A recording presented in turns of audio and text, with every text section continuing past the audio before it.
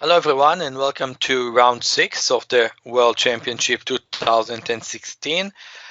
Well, I'll try to make it as interesting as possible, but really that is mission impossible, you know? I mean, that's totally mission impossible. Well, let's see what we can do.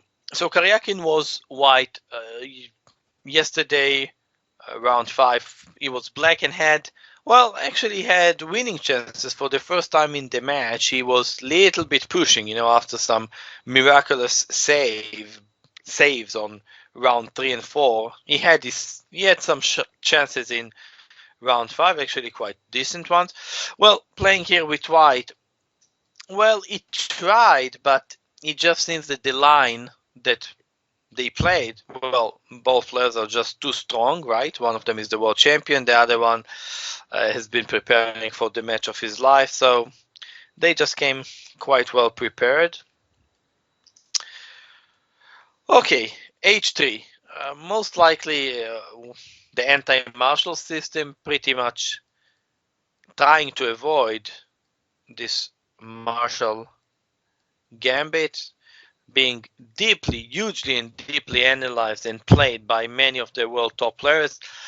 Conclusion is that the line is just quite okay for black these days. I mean, many very, very deep lines that either black find himself a pawn down, but with those two bishops versus this bishop and a knight. Many lines are like that, and some other lines that are just, well, black is slightly worse, but just a draw.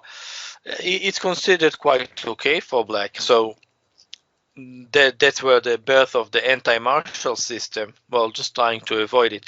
The big difference is that, well, after capture and so on, white is going to have the c3 square available for his knight. I mean, this is maybe the main difference between all those anti-martial system. Not having the move c3 allows the knight to go there. Anyhow, so bishop e7, d3. Okay, this is the idea. By the way, just to mention that if black want to get back to normal stuff, he can play d6, and after c3 we are back in the classical Rayleigh pairs with Chigorin variation, which is possible, in Carlsen big favorite one, which is the Breyer. He has played some game like this. Karpov has played the Zaitsev. Many lines, but bishop e7. Okay, so this is what common wisdom is saying, that you put these pawns d3, e4 against the bishop on b7, and well, the bishop's supposed to be quite silly there.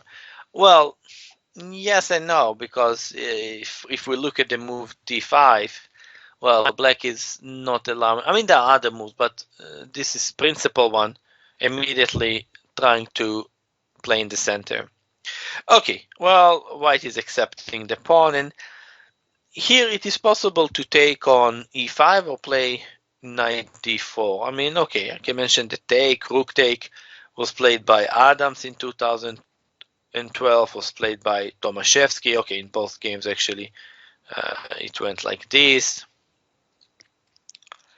And here, okay, Adams' game was a really quick draw after c5 and rook a8. This is the Wang Yu against Tomaszewski from St. Petersburg 2012. Okay, well, knight d4 was played, knight c3, knight b4. Alright, and here Karyakin played bishop b4.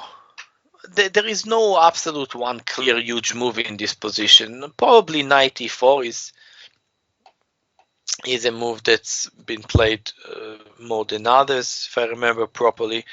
Okay, this is a game of Yakovenko against Peter Svidler, a draw from Moscow 2009. That went a bit too far. Okay, bishop e3. This is another Kazimdanov Bakro, and also in bishop e4, that's bishop f4, sorry. The only other top game